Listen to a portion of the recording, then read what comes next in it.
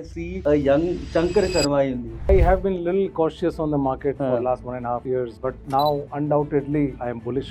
What do you think can be the possible global risk for the Indian stock market? The premium versus emerging markets has shrunk from the peak of 150% to 30%. As this war ends, West Asia conflict, crude should settle around. AI is the floor and human thinking is the ceiling. AI is a real disruption risk, Hmm. right? It is likely to cause 3 to 4% deflation across mainstream IT companies. We have a very interesting digital research system that has 1,000 companies' financial data for 20 years. Mid caps are expensive, but large caps and small caps are pretty much in the value zone.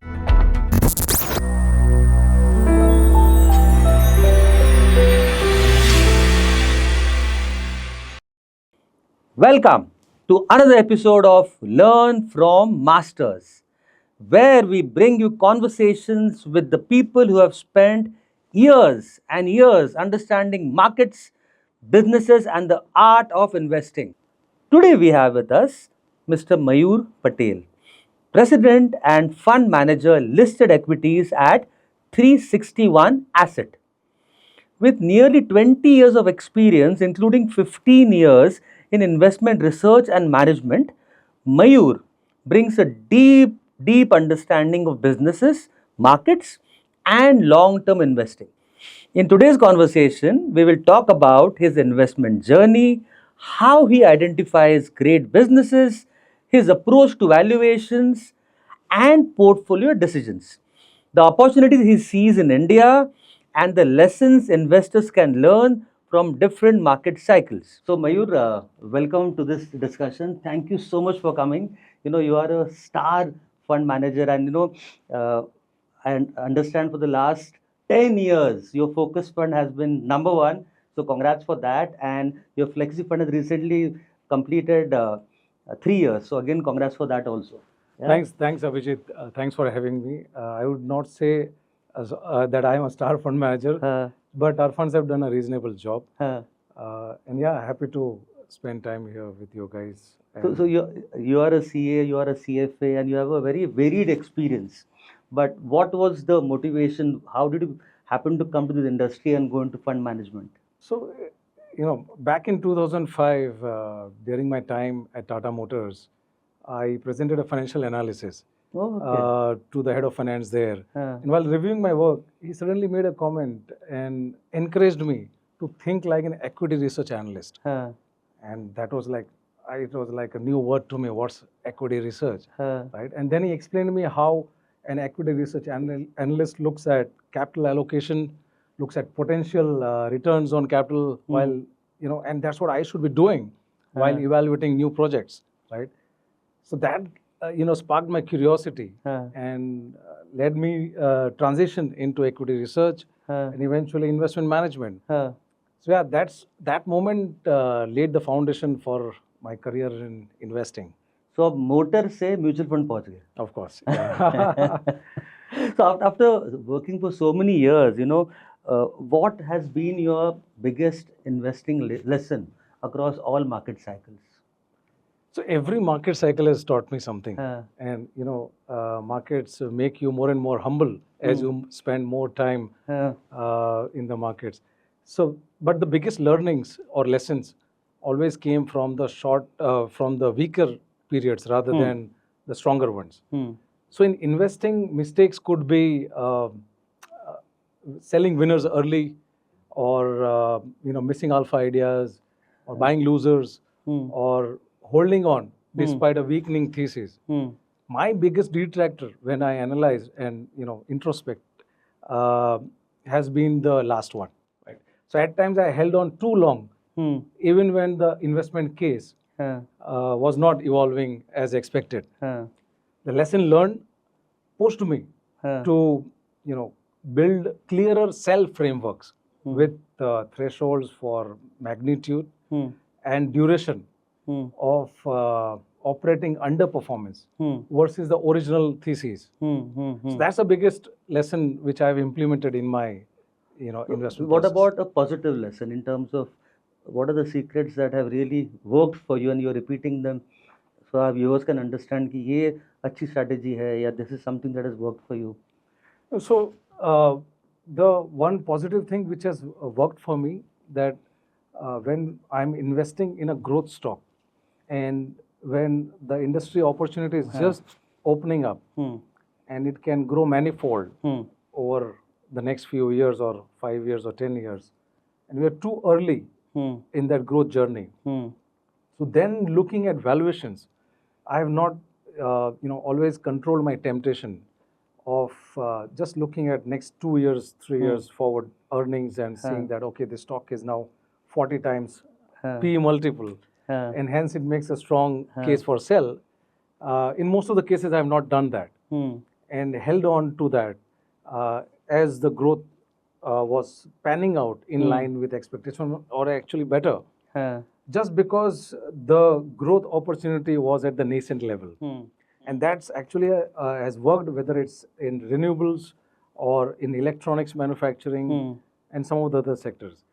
So that's a positive side, that when you're early in a growth journey, you should give more time to your growth stocks. So if I may ask you, Mayur, in terms of your investment philosophy, can you summarize that in one sentence, or you might want to take more, but अगर short में बोलना है तो what is the investment philosophy? So in one sentence, I would say it's a blend philosophy with strong focus on bottom up.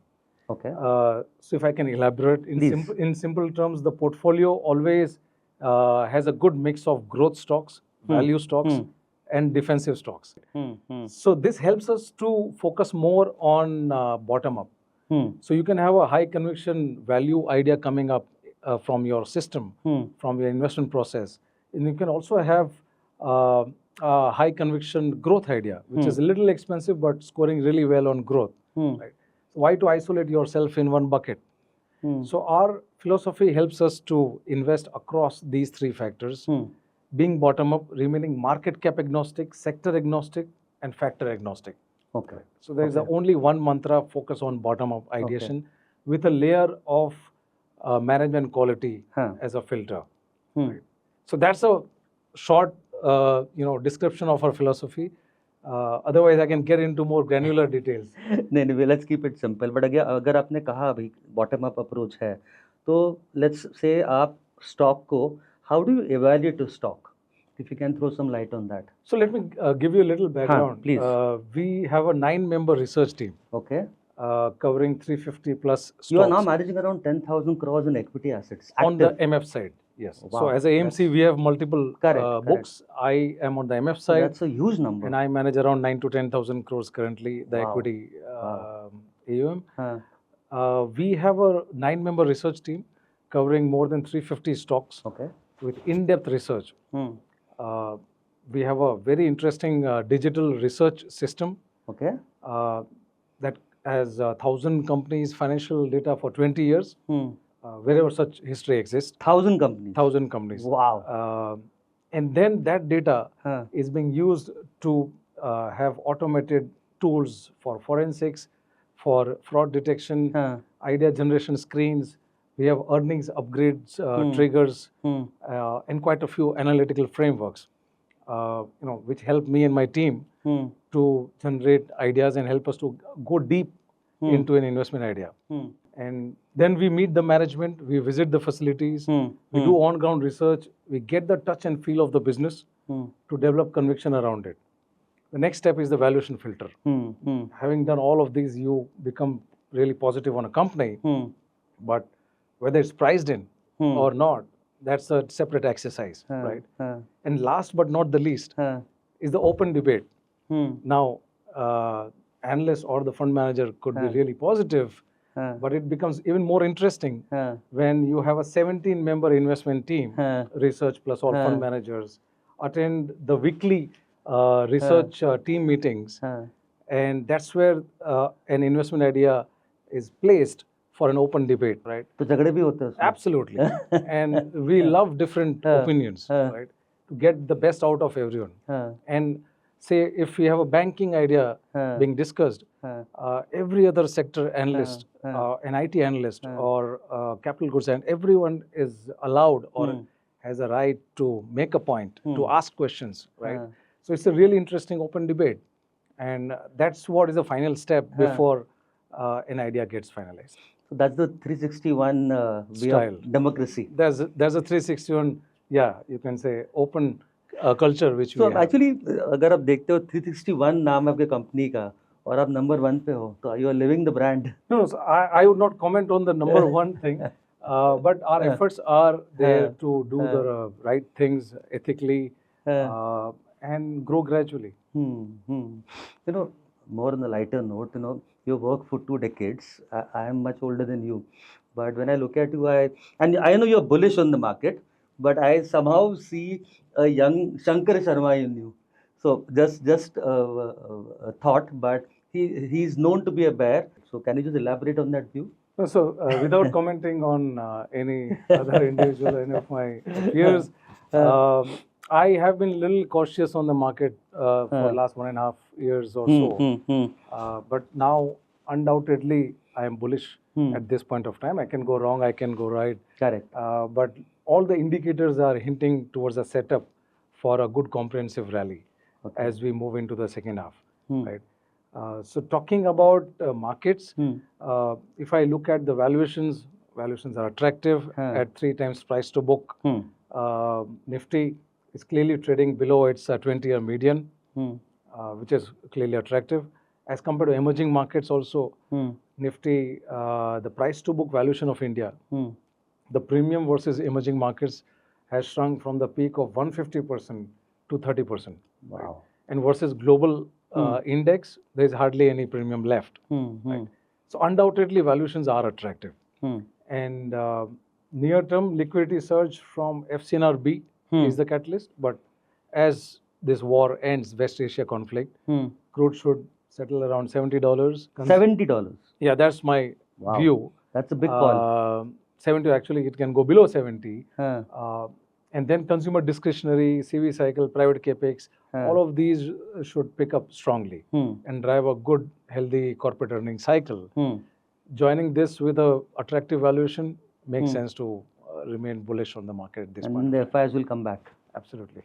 Okay, but since you mentioned valuation, one short question, because our viewers would like to know that between growth, valuation, and management quality, what do you think is more important? So for us, management quality is the most important thing. Right? You may, in your analysis, you may go wrong on growth assumptions. You may go wrong on valuations. You may end up overpaying, right? That can still be absorbed over time. You'll start making money, right? There could be time correction and things like that. But if you go wrong on management quality, the cost is humongous. Correct. So answering your question, management quality would be the utmost priority. Okay.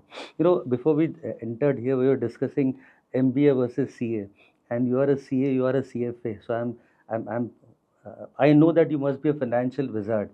So what are the financial metrics that you look for when you make an investment? No, without making any comment about CA versus MBA, I would say, I keep my frameworks very simple. So financial metrics, the topmost 3 things come to my mind is cash conversion, secular Can growth. you elaborate cash conversion for viewers? So simple. On the paper, if you are saying, okay, this company is generating this much operating profits and this much bottom line net profits, but what is the actual cash flow generation? analysis? Cash flow, basically. So if you are earning 100 rupees of EBITDA or operating profits, but your cash flow from operations is only 50 rupees, that means there's a 50% conversion only. Correct. And a superior cash conversion engine would have a 70, 80, 100% cash flow conversion. And that's what is an important thing for an ongoing compounding story, right? So cash flow conversion, secular growth levers, and profitability.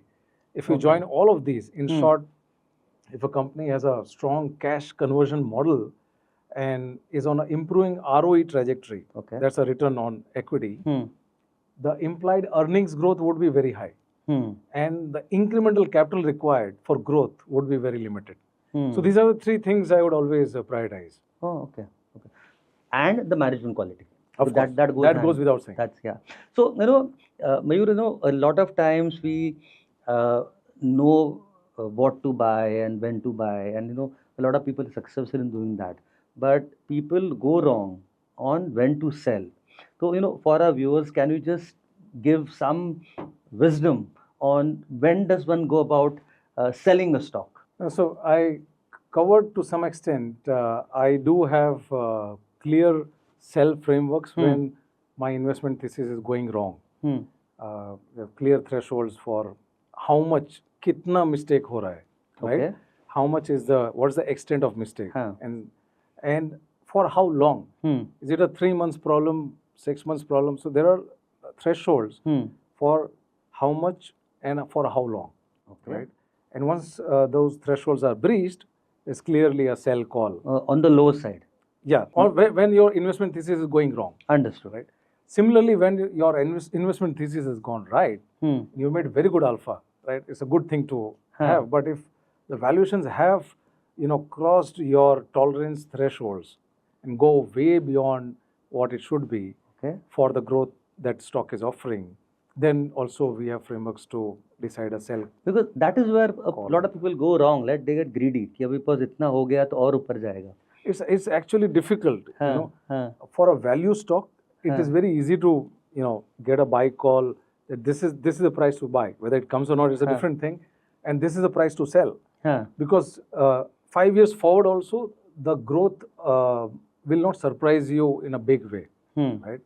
But as I mentioned, especially in sunrise industries and emerging segments, growth can surprise you positively and in a big way, right? So if you can commit a mistake of selling early, a very strong growth compounder, but the same thing, you can overestimate growth assumptions also. Get fascinated by the opportunity so much, and then end up not selling at the right point of time. So it's a little I would say difficult, and one has to marry both the long-term growth opportunity and the discipline of current valuation, and decide on a sell. So actually, a related question, maybe it's like a part B. One is you sell when you reach a profit target, or you think that अभी stock थोड़ा शायद ऊपर नहीं जाएगा, and the other thing is you don't sell only because you are looking at a long-term compounder. So how do you identify a long-term compounder? So every time a particular where my thesis has gone right and it has played out well, valuations are now looking expensive, I try to do a zero-based budgeting. Okay. I try to delete the past. That this stock has given me 200-300% return, or whatever it is. That's something. Right? Today, at today's price, if I were to see this stock afresh, based on today's fundamentals and the outlook, so we'll have to do a completely fresh review. Understood. That say 3 years back when you bought the stock, you were expecting a 30% CAGR. Actually, the company has grown at 40% CAGR, and next 3 years can grow at 50% CAGR, right? So you have to bake in the new information, refresh your overall outlook statement, and then decide that now, even at current valuations, whether it's a buy or sell. And still, if it looks expensive, then you can take a call to sell. Okay, so just to keep it simple, without going into names, एक stock है जो last year 100 रुपया था, अभी 180 रुपया है, तो इसमें 80 रुपीज़ का प्रॉफिट हो गया, which is a massive profit in 1 year.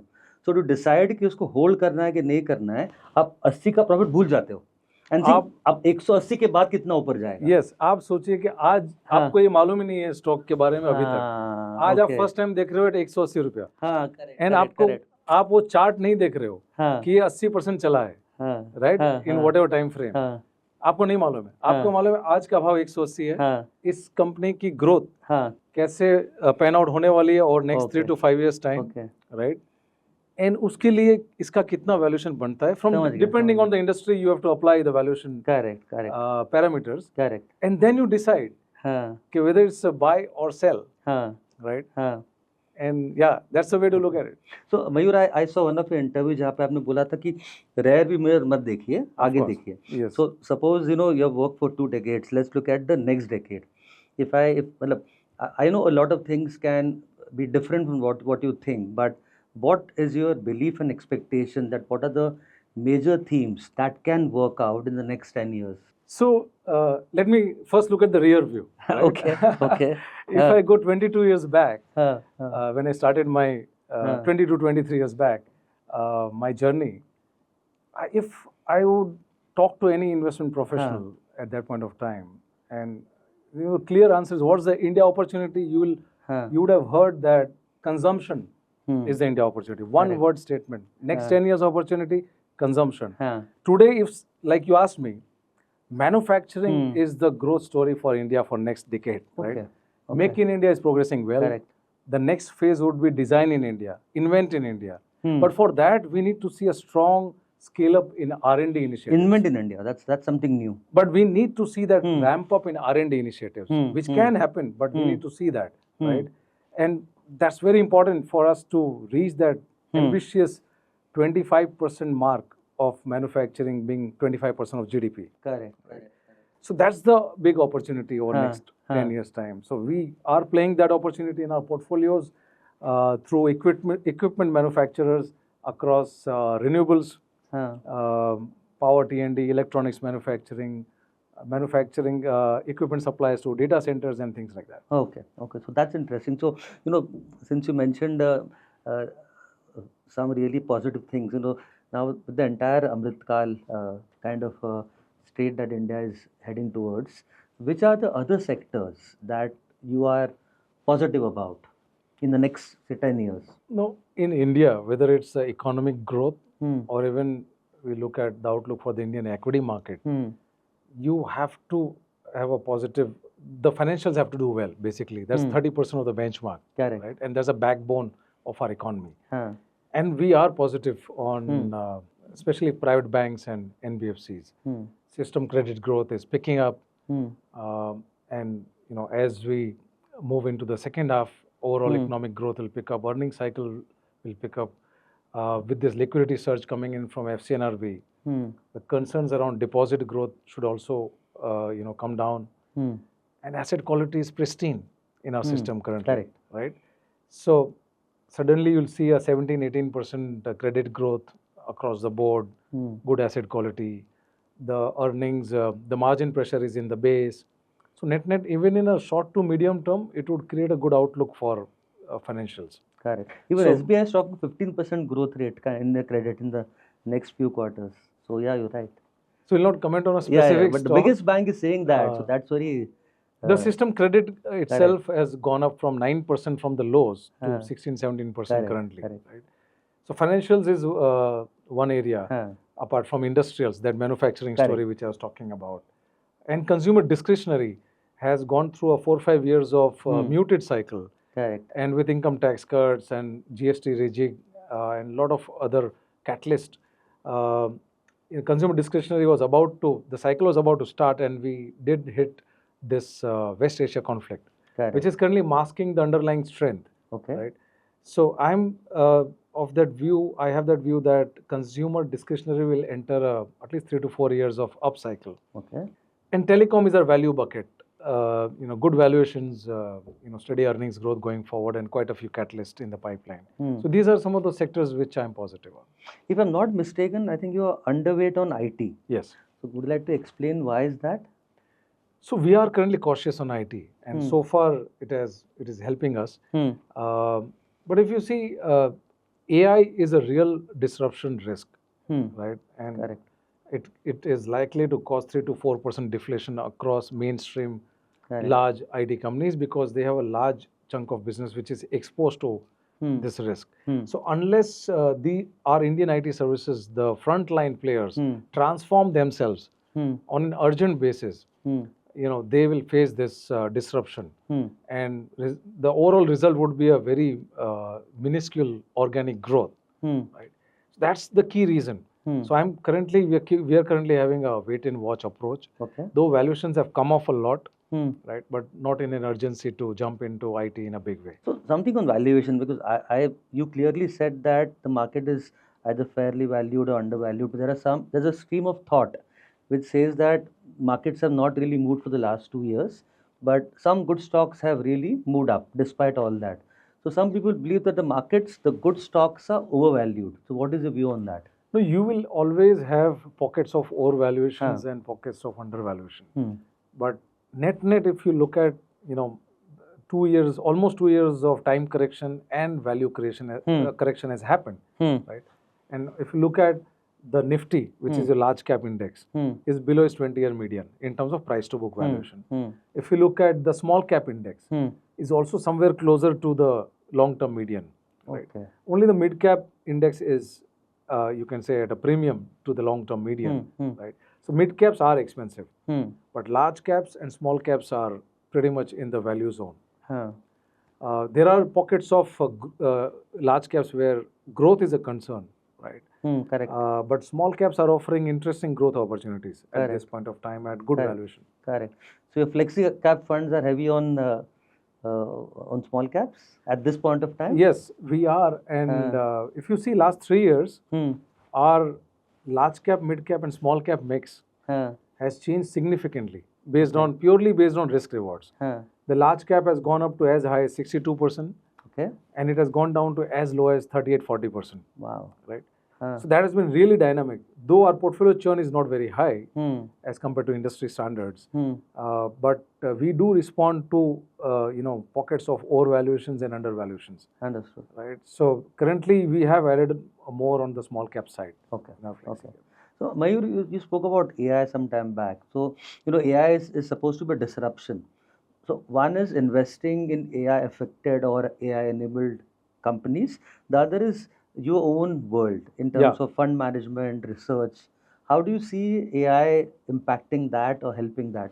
We don't use AI to tell us what stock to buy and what stock to sell. Huh, huh, But we use AI to make our research more faster, more broader, and systematic, right? So if you see, the large part of an analyst's time goes into reading long documents, collecting lots of information, correct. summarizing long transcripts, Correct. and preparing for meetings. So we are increasingly automating that layer, right? So that the analysts can spend more time on qualitative things, Correct. arrive at more qualitative judgments, get more differentiated insights, do more management meetings, have more touch and feel of the business, and ultimately arrive at better investment decisions. So, I read somewhere that AI is the floor and human thinking is the ceiling. So, I think I also believe in that. But Absolutely. because AI can't replace the judgment and the gut feeling that you guys have. So we had the war, which obviously was not expected, but and the crude and all that stuff. But going forward, what do you think can be the possible global risks for the Indian stock market? Global risk, two things come to Huh. my mind. Crude price is the most important critical thing for India.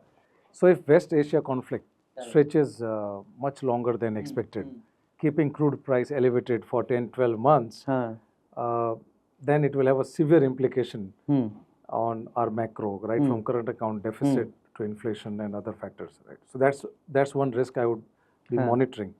Though I'm in that camp that it should get over soon. Correct. And as I mentioned, I 70, believe that yeah. crude can come down to 70 and below that. Correct. But that's a risk to monitor. The second thing is, to monitor are the factors around U.S. rate or U.S. interest rate yields. Right?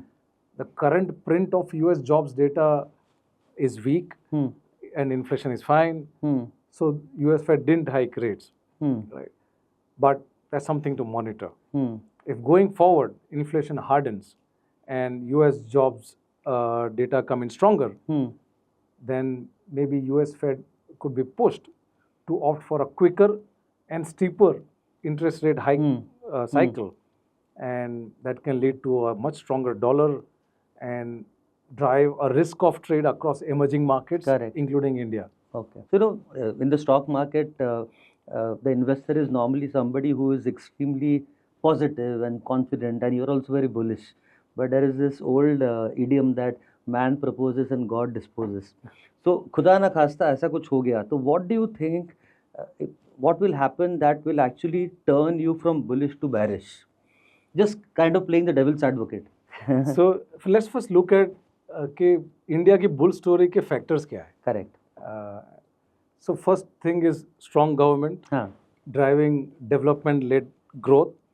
Second, policy regime that is structurally pro-growth, whether it's Make in India, PLI, targeting sectors where we have lots of imports, how to make it indigenized, and things like that. So structurally pro-growth policies are there. Right? Third is your demographic dividend. Absolutely. And weaker areas that R&D initiative में बहुत बड़ा problem है. Still, it's very weak, right? And skill job creation is an area of which needs a lot of improvement, right? So, what would turn me bearish?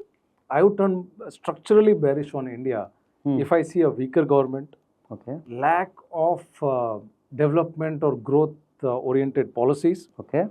And see no progress on scale up of R&D and creating skilled jobs, right?